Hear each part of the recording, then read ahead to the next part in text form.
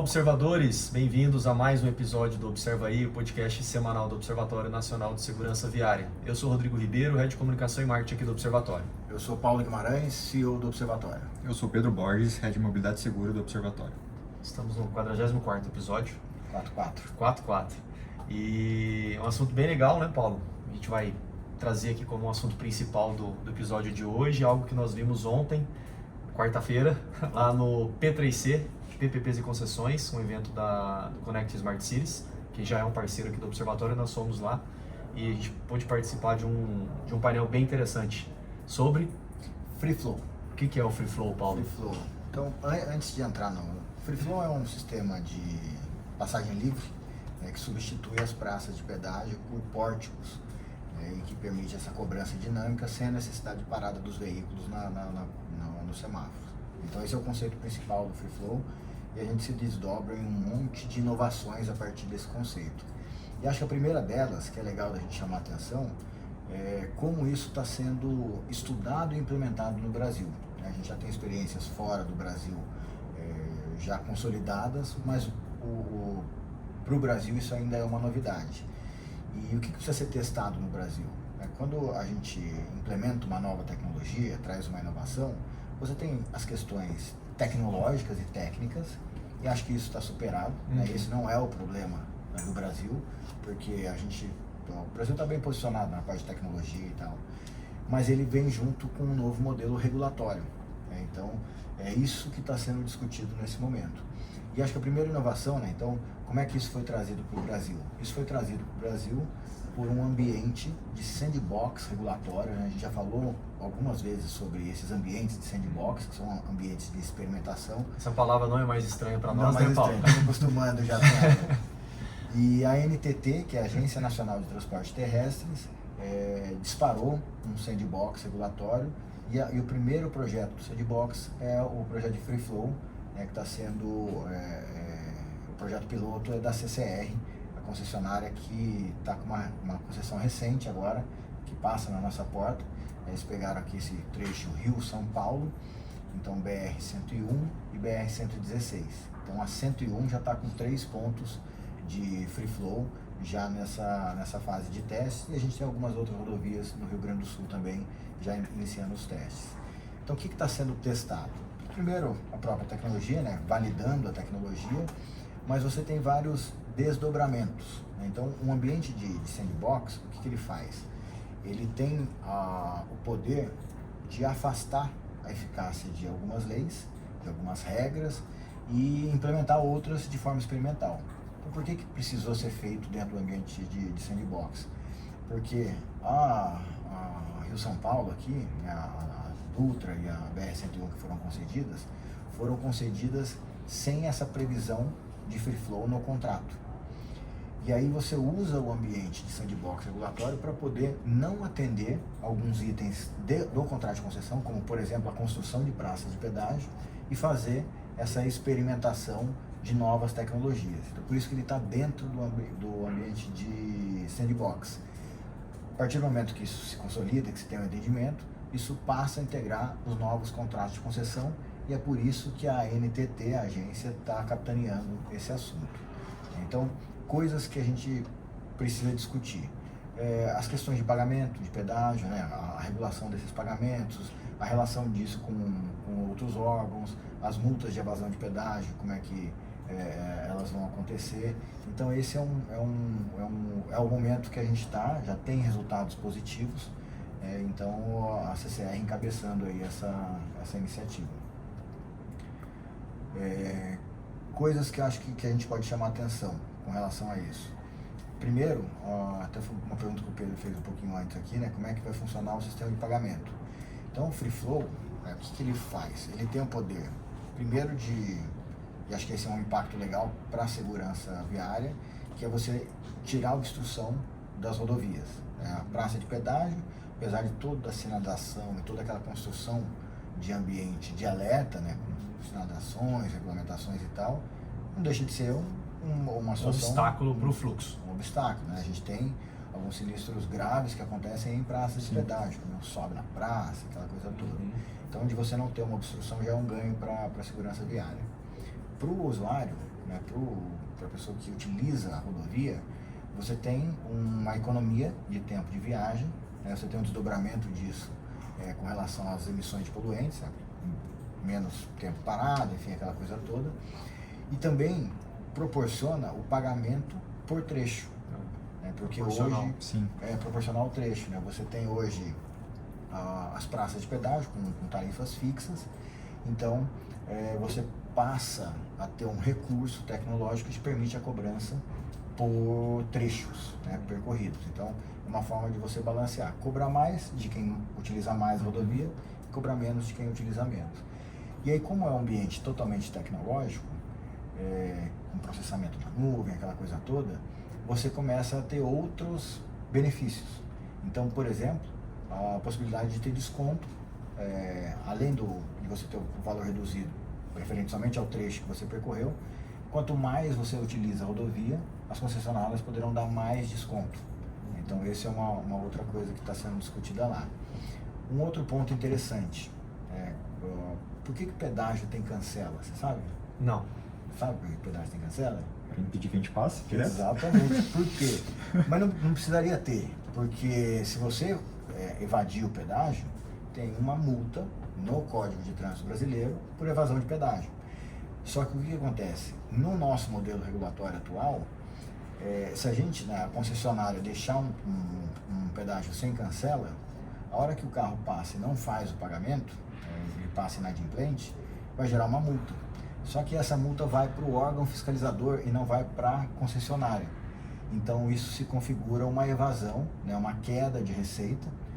Hoje, na CCR, se não me engano, está de 8% a 11% de inadimplência no trecho do Free Flow. Está diminuindo, acho que começou em 11% e agora está em 8%, acho que a informação é essa. Mas na praça de pedágio convencional isso acontece por conta disso. Então a concessionária implanta um bloqueio físico para garantir que vai haver o pagamento daquela passagem. Então outra coisa que está se discutindo no ambiente regulatório do sandbox é justamente quando essa multa for aplicada por uma evasão, e que ela seja reaplicada em benefícios para os usuários que pagam, né, para os usuários da rodovia. Então como é que vai funcionar na prática? Essa multa ela vai para o órgão fiscalizador, porque a lei determina assim, só que ela vai para uma conta separada. Essa conta ela não vai se misturar com os outros valores de outras multas, né, outros tipos de multa, e aí ele vai ser reaplicado no que a gente chama de modicidade tarifária. Então o que é isso? Quando você dimensiona um valor de pedágio, você ali tem todos os custos de CAPEX e OPEX, né, os investimentos e os custos operacionais para se manter aquela rodovia nos padrões que foram definidos no contrato.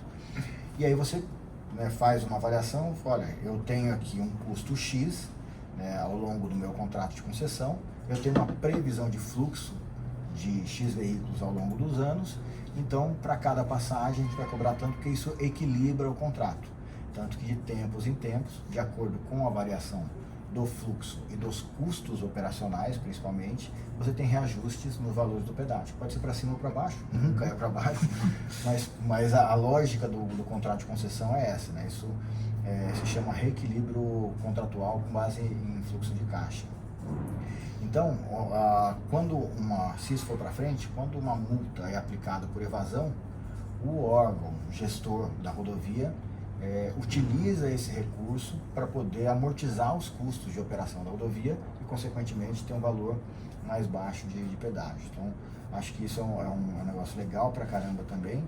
E, por último, uma super informação que eu acho, a CDT, que é a Carteira Digital de Trânsito, que é um aplicativo que a gente usa aqui, a gente tem já toda a gestão do nosso veículo, da nossa habilitação por ela, já está sendo preparada, né, só aguardando essas viradas de chave, para que você faça a gestão do Free Flow dentro da CDT.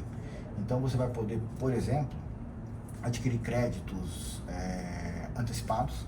Então, olha, eu vou fazer uma viagem na rodovia aqui e eu estou estimando que eu vou gastar R$100 de pedágio no Free Flow. Então eu já posso adquirir esses créditos de forma antecipada, ou posso fazer o pagamento, depois que eu fizer a passagem, fazer essa regularização da minha situação.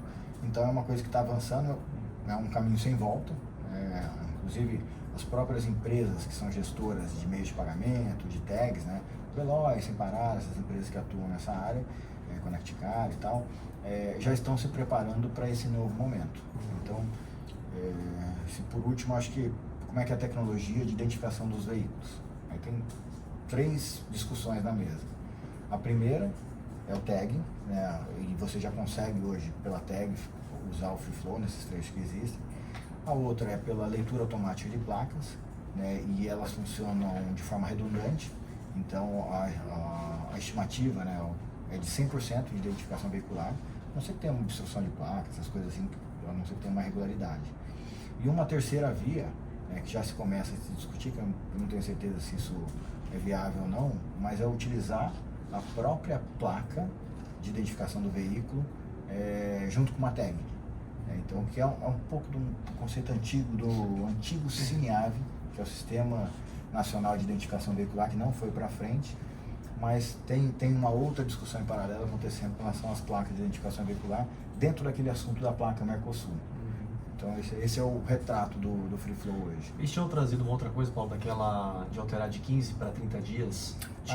Hoje a regulamentação diz o seguinte, que a partir da passagem, você tem 15 dias para regularizar a situação.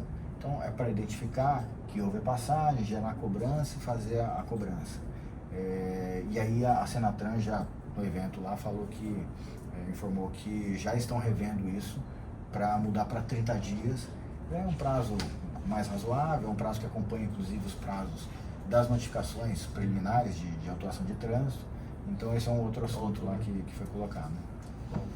É isso, e aí o Paulo fez uma intervenção lá, né, Paulo, perguntando da relação, né, se a gente consegue mensurar a questão do impacto do Free Flow na segurança viária, né? Eu fiz em nome do Pedro, inclusive, porque isso vai, na verdade, eu acredito que isso tem que se desdobrar num projeto de pesquisa mais profundo. Então hoje eu tenho um indicador de segurança viária do Free Flow, mas é mais objetivo. Então assim, antes tinham tantas ocorrências, tantos sinistros nesse ponto, depois que implantou o Free Flow, passaram a ter tantas. Eu tenho uma proposta de aprimorar melhor explorar um pouco mais, né? Explorar não só o resultado final da segurança viária, mais ou menos vítimas, aquela coisa toda, mas os potenciais de risco.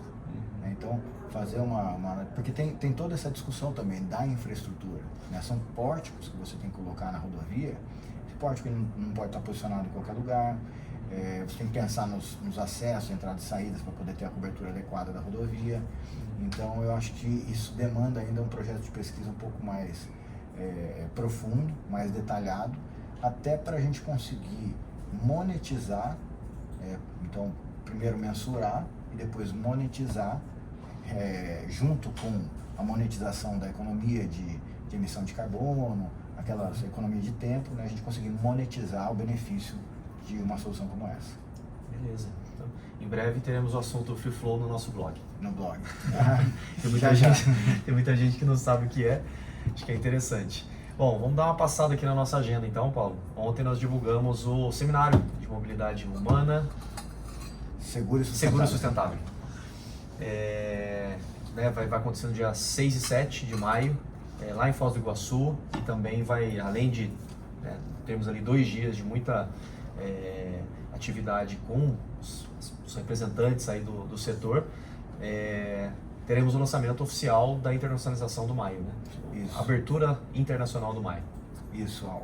A gente tem um lançamento na Europa do Maio Amarelo, dia 28 de abril, né? Um painel que a gente vai apresentar lá, o Maio Amarelo e tal, aquela coisa toda.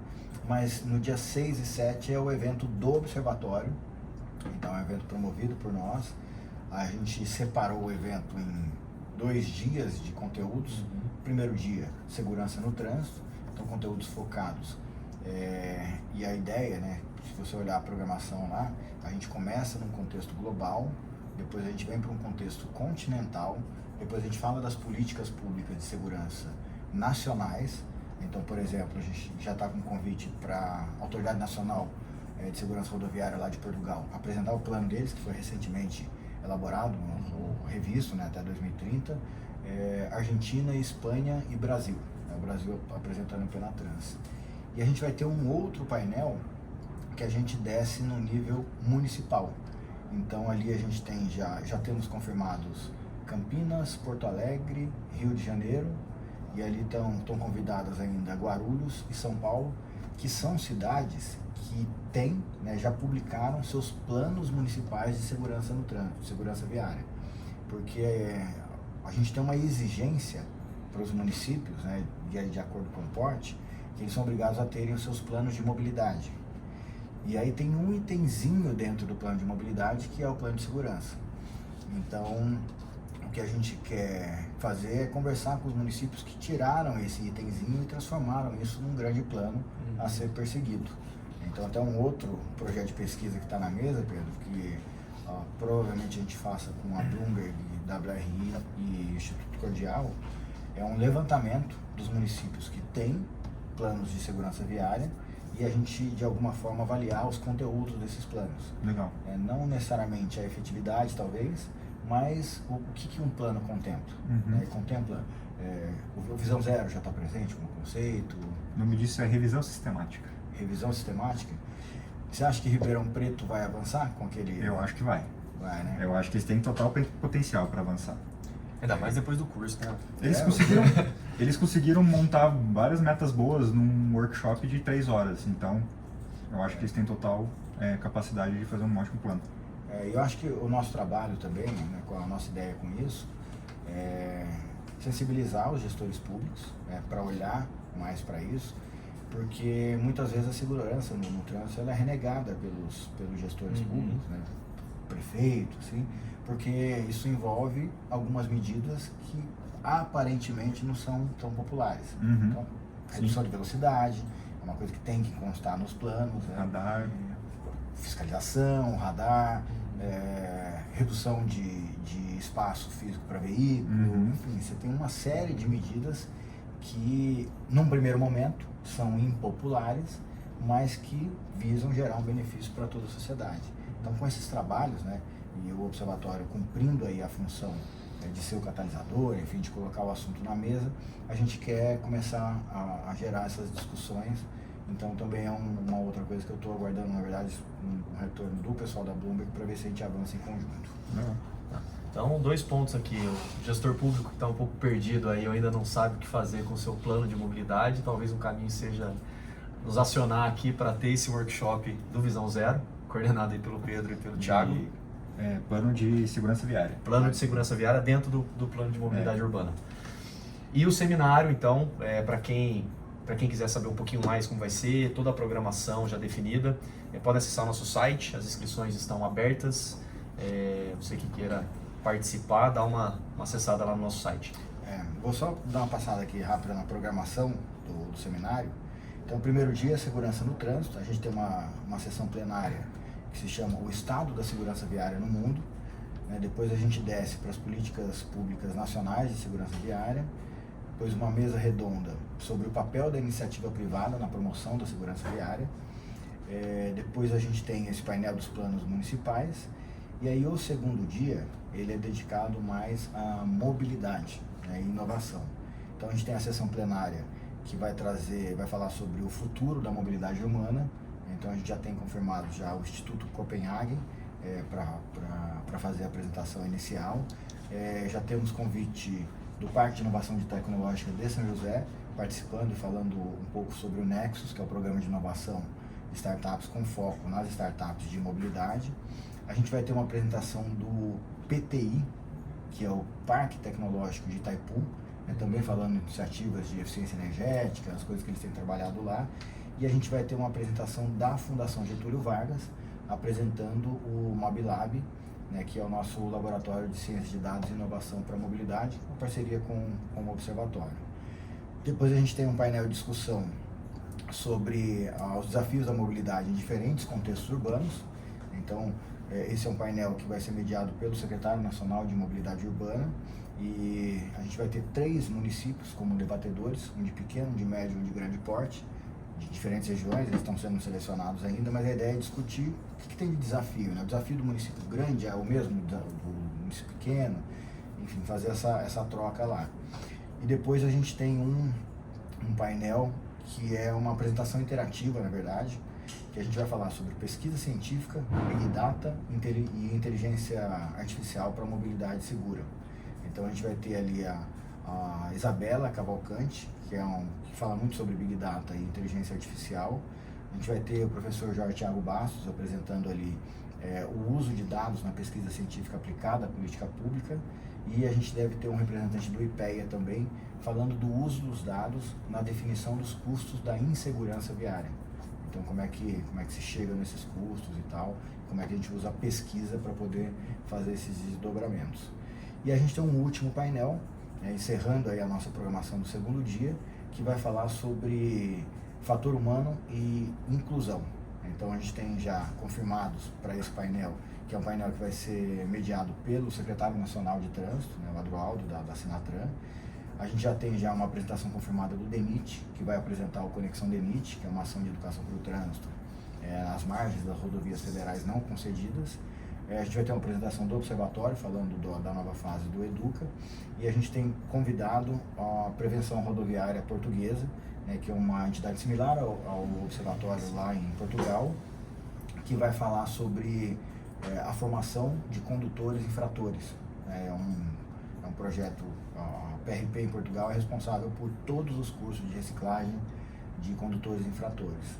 E a gente acaba o segundo dia. Vai ser um mês, Paulo, de seminário? Uma semana, pelo menos. Claro, e ainda cortamos coisa, que a gente queria colocar mais coisa. Dá 2 dias com uma programação recheada. Vai ser bem legal, bem legal. Então, dia 6 e 7 de maio, em Foz do Iguaçu, participação lá de vários países, né? Então, Espanha, Portugal, Chile, Argentina, Paraguai, Bolívia. Esses são os que a gente já tem praticamente confirmados. Beleza. Pegando o gancho, então, do maio, começamos aí, na verdade, praticamente foi encerrado, né? As gravações do filme, né, Paulo? Do Maio Amarelo. Acho que o Pedro e o Vitor acompanharam aí ontem, então Aconteceu. Muitos já estão nos procurando, né? Perguntando aí, cadê as peças? Quando que o material ficar pronto? Já, em breve, em breve.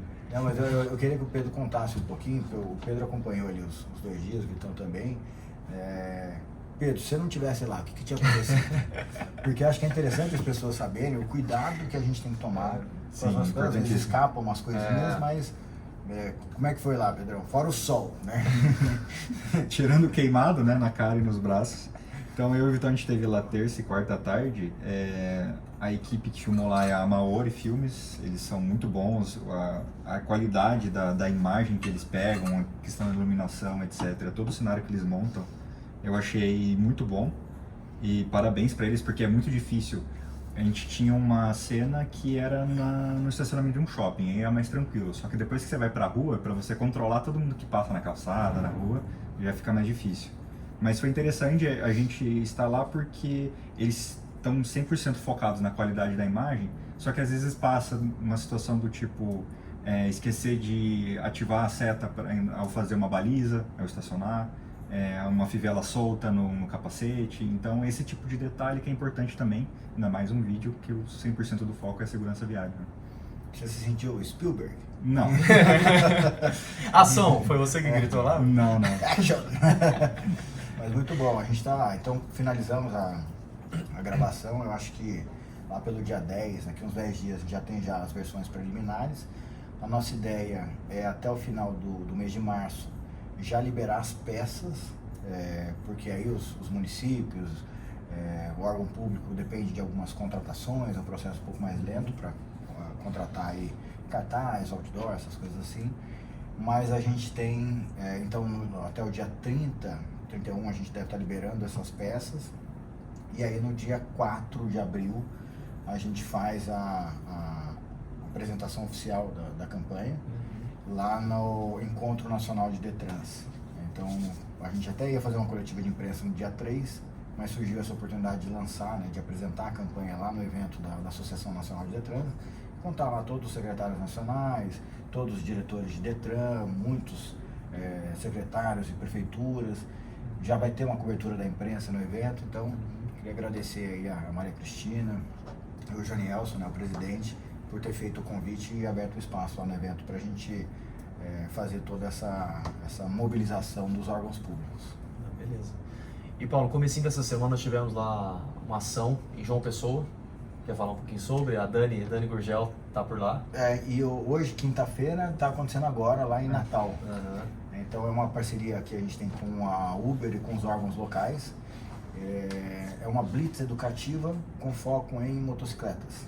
Então ali a gente desenvolveu material educativo em conjunto com a Uber, né, que é um dos mantenedores sociais e que capitaneou essa ação. A gente teve a participação ali de alguns observadores certificados, dos órgãos de trânsito, da Polícia Rodoviária Federal, os órgãos locais. Então a gente fez isso em João Pessoa na terça-feira e está fazendo hoje em Natal, dentro desse calendário de intervenções, já preparando as pessoas para o Maio Amarelo. Legal. E Paulo, essa semana ainda você participou de uma reunião para recepcionar os novos observadores certificados. Então não são mais 536? São quantos agora? Agora eu não sei. Fez a conta? Não fiz, ainda não fiz. Se não me engano, foram 54 que entraram nessa turma. O processo ele vai tendo umas fases de eliminação, né? 590. 500 deve estar chegando no... É que a gente tem uma turma que a gente não contabilizou ainda, que é a 11A, ou 11I de internacionais, que está para entrar também, mas eles estão num processo separado. E foi muito legal, porque a gente tem nessa turma 11, 15 representantes de conselhos estaduais de trânsito. Então, a gente começou lá com um pouco mais de 100 inscrições, 90 passaram no processo seletivo, depois teve mais um corte para entrada no curso, né? Não é quem quer fazer, só quem quer, tem que querer, tem que ter os requisitos necessários para se tornar um observador. E a gente teve que conseguiram se formar, acho que foram 54 nessa turma. Tá. E aí 15 representantes de conselhos estaduais de trânsito. Então é muito interessante porque eles já imediatamente se tornam representantes do movimento Maio Amarelo, desses 15 estados, para dialogar principalmente com o poder público. Então é uma parceria que a gente fez com o CETRANS, né, para reforçar um pouco mais o papel do CETRANS como o articulador estadual, né, o Conselho Estadual de Trânsito como o articulador estadual da política estadual de trânsito. Então essa é a nossa intenção aí com essa parceria com o CETRANS. Legal. Se é interessado em ser um especialista em segurança viária, nos procure. Quem quiser se inscrever a gente vai ter uma turma, acho que a gente deve abrir em abril ou maio, a próxima turma. Então lá no site tem uma área lá no site do observatório, tem uma área de observadores certificados e tem lá, quero me inscrever. Então clica lá, já deixa os seus dados na fila de espera, assim que a gente disparar o próximo processo, vocês já vão receber a comunicação já. A gente avisa também nas redes sociais e tal. Se o Rodrigo quiser o trabalho dele direito, todo mundo fica sabendo. Pô, tá sentindo falta de uma cobrança? Bom, para fechar nossa agenda aqui, a Sindiceg Santa Catarina renovou o contrato para o Laço Amarelo. E aí, vamos abrir aqui a peça de março, né? Março, mais uma vez, a gente segue o calendário do CONTRAN. Então, março, o CONTRAN definiu que o tema seria mulheres no trânsito, até por mês da mulher. Acharam uma atriz bonita aí. Você viu? Ah, não tá aqui, velho. Bom, essa é a peça 1, vamos dizer assim, né, Paulo, de março. Então, a gente traz aqui falando um pouco sempre, mais uma vez, explorando aí muitos dados que a gente tem. Então, com a ajuda do Pedro aqui, a gente trouxe essa relação, né, que tem crescido muito mais o número de mulheres novas habilitadas, vamos dizer assim, né, do que pro público masculino, né. Então, o sexo masculino o sexo feminino tem participado mais do trânsito, né, de uma forma geral. Depois a gente tem outras peças que falam um pouco mais especificamente de algumas categorias, principalmente motociclista, que o número chama ainda mais atenção, que é o dobro do número do público geral. Então essa é a peça aí uma das peças aí de março. Muito bom. Lembrando que a gente remodelou os conteúdos, né, a forma de apresentar os conteúdos do programa Laço Amarelo. Então nos posts a gente tem um foco maior nos dados, na informação, de passar a informação. E o vídeo, antes era um vídeo educativo em animação, e a gente entendeu que está sendo mais consumido pelas pessoas um vídeo com cenas reais, mais informativo. Então a gente tem hoje um modelo jornalístico para aqueles vídeos de um minuto e pouquinho, que a gente estava acostumado a ter em animação antes. Isso. Boa. Vamos para a nossa dica e curiosidade? Vamos lá. Quer? Se quiser, é só dar uma seta aqui, ó. Posso? Hoje eu trouxe de novo, né? A Agnes me ajuda bastante nessa parte. Faz. A Nets, mas tem umas coisas interessantes. Isso aqui falando um pouco sobre os dirigíveis. Então, eu acho que todo mundo já ouviu falar da história do Zeppelin, né? Que era aquele dirigível. Ele está voltando a ser estudado. Então, ele, apesar de não ter uma relação direta com o nosso assunto aqui, a gente trata de transporte terrestre, mas esse pode ter um impacto positivo, porque hoje, principalmente no Brasil, o nosso modelo, a nossa matriz de transporte, ela é muito focada no rodoviarismo, e aí eu tenho desdobramento para a segurança viária. Então, quanto menor exposição, né, mais seguro as rodovias vão se tornar, e aí isso passa a ser uma opção de transporte de carga. Acho que tem mais algumas telinhas aí, mais algumas informações. Então, os Estados Unidos e a Europa já estão desenvolvendo e testando novos dirigíveis, para principalmente áreas remotas, que não tem infraestrutura. Às vezes você tem dificuldade para atender uma área mais remota, que não tem via pavimentada e tal. Então, o dirigível pode ser uma opção. Ele tem uma capacidade de carga e eficiência energética grande, né, porque quando você compara com um avião tradicional, né, uma aeronave tradicional, só que ele tem alguns pontos negativos, que eu acho que estão próxima, né? Ela tem uma velocidade mais baixa, ela está muito vulnerável às condições meteorológicas e precisa de uma infraestrutura especial para ancoragem, para atracar, parte de manutenção. Então isso também faz parte do desenvolvimento, mas é uma solução antiga de transporte que está sendo retomada aí pelas grandes empresas de transporte de carga. Beleza. E a dica, Pedrão? Minha dica é um pouco misturada com curiosidade essa semana. Esses dias eu respondi uma entrevista para Cães e Gatos sobre transporte de pets seguro. E quando eu estava pesquisando, eu caí no site de uma instituição muito interessante lá dos Estados Unidos, que é o Center for Pet Safety, que é o CPS. Eles são uma organização do terceiro setor também, e eles fazem certificação tanto para peitorais para cachorros ou gatos dentro de carro, e para as caixinhas também. E a dica que eles dão no site deles é que tomar muito cuidado com a caixinha que você transporta seu cachorro pequeno, seu gato, quando você passa o cinto por trás dela para segurar, que alguma delas não tem a certificação de impacto quando você tem um sinistro. Então, o que pode acontecer se ela não tiver uma rigidez mínima, o cinto acabar esmagando a caixinha quando ela vai muito rápido para frente. Então, sempre tomar muito cuidado com a estrutura do produto que você compra para carregar seu pet. Interessante, essa eu não sabia, mas realmente. E você sabe se esses produtos têm algum tipo de certificação? Aqui no Brasil eu não sei, eu consegui só pesquisar lá nos Estados Unidos, que daí essa CPS eles fazem esses testes, esses crash tests aí eles colocam ali um boneco, né, dentro da caixa e faz o teste de integridade. Sabe que uns tempos atrás, na minha outra passagem pelo observatório, a gente discutiu muito isso, na época do Isofix, que estava sendo adotado nos veículos, e a gente não tinha aqui no Brasil um ambiente de teste para testar as cadeirinhas das crianças. Então tudo que a gente tem de informação de teste vem de fora. E aí o Isofix, para quem não sabe, o Isofix são aqueles ganchinhos que tem no banco traseiro, e que você não precisa passar o cinto na cadeirinha, você encaixa a cadeirinha, aquela que está preparada para Isofix. Bem boa, gostei dessa dica aí. É uma curiosidade também, porque é um universo só de pesquisa sobre pets no carro que eu nunca tinha visto no Brasil. Mas lá nos Estados Unidos tem essa instituição que faz. Legal. É isso.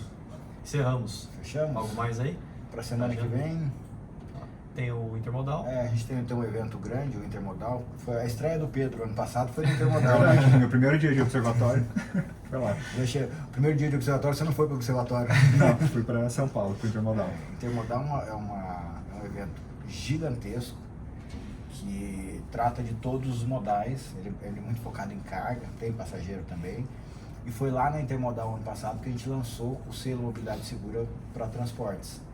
Então esse ano a gente vai de novo, a gente não tem nenhuma apresentação, nenhum lançamento para fazer lá, mas a gente vai lá participar, manter o contato. A gente tem cada vez mais trabalhado mais com transporte de carga, tem muitas transportadoras que são empresas laço amarelo, então a gente vai lá fazer essa participação lá. Beleza.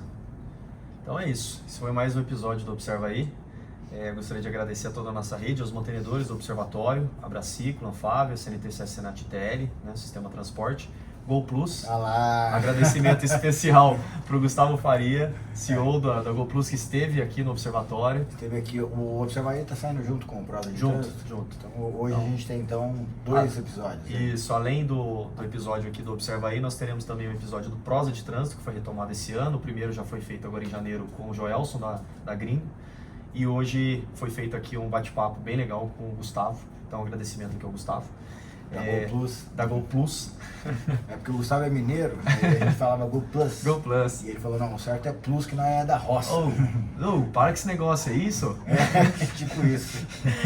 Agradecer a Gringo, iFood, Piranga, Mobilidade Estadão, Raiz e Uber, Veloy Vibra, aos cerca de 600 observadores certificados, a todas as empresas, prefeituras e entidades da Laço Amarelo, aos que aderiram ao Educa e a todas as instituições que mantêm cooperações técnicas aqui com o Observatório. Valeu, pessoal, até o próximo episódio. Valeu, pessoal, até a próxima. Até a próxima.